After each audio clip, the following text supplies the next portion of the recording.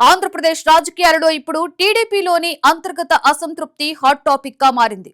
Vijayawada central MLA bonda Umamaheswararao చేసిన వ్యాఖ్యలు పార్టీలో కొత్త చర్చకు తెరలేపాయి. పార్టీ కోసం ఏళ్ల తరబడి కష్టపడిన నాయకుల కంటే ఎన్నికల ముందు వచ్చిన వారికి ఎక్కువ ప్రాధాన్యత దక్కుతోంది అనే భావన ఇప్పుడు తెరపైకి వచ్చింది. టీడీపీలో సీనియర్ నాయకుల అసంతృప్తి వెనుక కారణాలేంటి? మంత్రి పదవులపై టీడీపీలో అసంతృప్తి మరింత పెరగబోతుందా? పారాచూట్ నేతలకే చంద్రబాబు ప్రాధాన్యత ఇచ్చారా?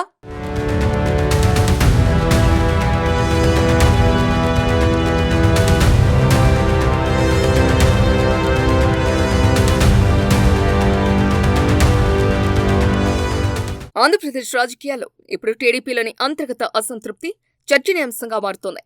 సాధారణంగా అధికారంలో ఉన్న పార్టీలో పదవుల పంపకం సమయంలో అసంతృప్తి సహజమే. కానీ ఈసారి విజయవాడ సెంట్రల్ ఎమ్మెల్యే బోండా ఉమామహేశ్వరరావు చేసిన వ్యాఖ్యలు ఆ అసంతృప్తిని బహిరంగ చర్చగా మార్చాయి. కూటమి ప్రభుత్వం 2 ఏళ్లు పూర్తి చేసుకున్న సందర్భంగా నిర్వహించిన కార్యక్రమంలో ఆయన చేసిన ప్రసంగం ఇప్పుడు సోషల్ మీడియాలో విస్తృతంగా వైరల్ అవుతున్నాయి.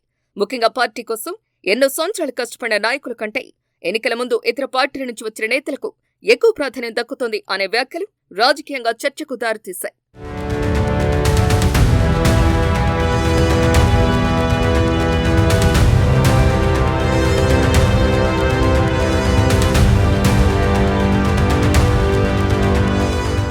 బోండా ఉమామహేశ్వరరావు తన ప్రసంగంలో ఒకవైపు ముఖ్యమంత్రి చంద్రబాబు నిర్ణయాలకు తాను కట్టుబడి ఉంటారని స్పష్టం చేస్తూనే మరోవైపు పార్టీ కోసం కష్టపడిన నాయకుల మనోభావాలను కూడా ప్రస్తావించారు.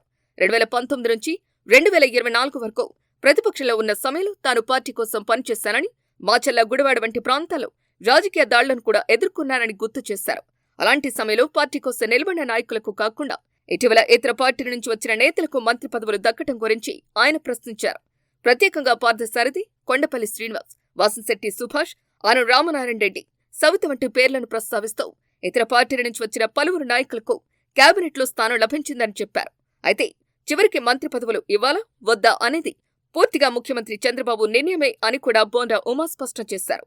దీంతో ఒకవైపు అసంతృప్తిని వ్యక్తం చేసినా మరోవైపు పార్టీ క్రమశిక్షణను పాటించే ప్రయత్నం చేసినట్లు కనిపించింది.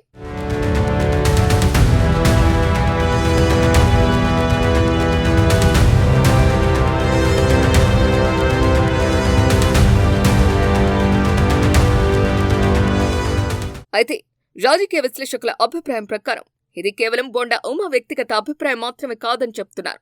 చాలా మంది సీనియర్ టీడీపీ నాయకుల్లో ఇలాంటి భావన ఉందని, కానీ దాని బహిరంగంగా చెప్పడానికి చాలా మంది ముందుకు రావటం లేదని అంటున్నారు.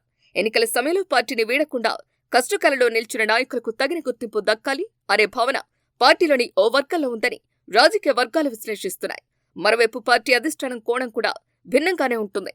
మంత్రి పదవుల పంపకం అనేది కేవలం సీనియారిటీ లేదా పార్టీ కోసం చేసిన సేవల ఆధారంగా మాత్రమే జరగదు. ప్రాంతీయ సమతుల్యత, సామాజిక వర్గాల ప్రాతినిధ్యం, రాజకీయ అవసరాలు, కూటమి సమీకరణలు, భవిష్యత్ ఎన్నికల వ్యూహం వంటి అనేక అంశాలను పరిగణలోకి తీసుకుని కేబినెట్ను రూపొందిస్తారు. అందువల్ల ప్రతి సీనియర్ నాయకుడికి మంత్రి పదవి దక్కడం సాధ్యం కాదని కూడా పార్టీ వర్గాలు చెబుతున్నాయి. బోండా ఉమామహేశ్వరరావు విషయంలో కూడా ఇదే అంశం ప్రధాన కారణంగా వినిపిస్తోంది. ఆయన ప్రాతినిధ్యం వహిస్తున్న కాపు సామాజిక వర్గానికి ఇప్పటికే కూటమి ప్రభుత్వంలో పలువురు మంత్రులు ప్రాతినిధ్యం వహిస్తున్నారని, అందువల్ల సామాజిక సమీకరణల దృష్ట్యా ఆయనకు ఈసారి అవకాశం రాలేదనే అభిప్రాయం రాజకీయ వర్గాల్లో వ్యక్తమవుతోంది.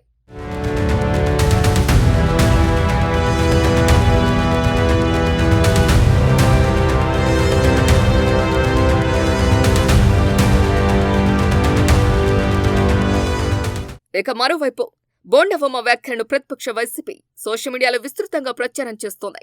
టీడీపీలో అసంతృప్తి పెరుగుతోందని, పార్టీ కోసం కష్టపడిన వారిని పక్కన పెట్టి ఎన్నికల ముందు వచ్చిన వారికి ప్రాధాన్యం ఇస్తున్నారనే విమర్శలను మరింత బలంగా ప్రజలకు తీసుకెళ్లే ప్రయత్నం చేస్తోంది.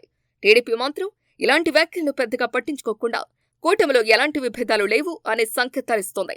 రాజకీయంగా చూస్తే ఇతర పార్టీల నుంచి నాయకుడిని చేర్చుకుని వారికి ప్రాధాన్యం ఇవ్వటం కొత్త విషయం కాదు. దాదాపు అన్ని ప్రధాన రాజకీయ పార్టీలు ఎన్నికల వ్యూహంలో భాగంగా ఇలాంటి నిర్ణయాలు తీసుకుంటూ ఉంటాయి. అయితే అదే సమయంలో చాలా కాలంగా పార్టీతో ఉన్న నాయకుల ఆశలు, అంచనాలను సమతుల్యం చేయటం ఏ నాయకత్వానికైనా పెద్ద సవాలుగా మారుతోంది. ఆ సమతుల్యత లోపిస్తే అసంతృప్తి బహిరంగంగా వ్యక్తమయ్యే అవకాశాలు ఉంటాయి. ప్రస్తుతం బోండా ఉమా వ్యాఖ్యలు కూడా అలాంటి రాజకీయ సంకేతంగానే కనిపిస్తున్నాయి. ఇవి భవిష్యత్తులో పార్టీ అంతర్గత చర్చలకి పరిమితం అవుతాయా, లేక మరింత మంది నాయకులు కూడా ఇదే తరహా అభిప్రాయాలను బహిరంగంగా వ్యక్తం చేస్తారా అనేది చూడాల్సి ఉంది.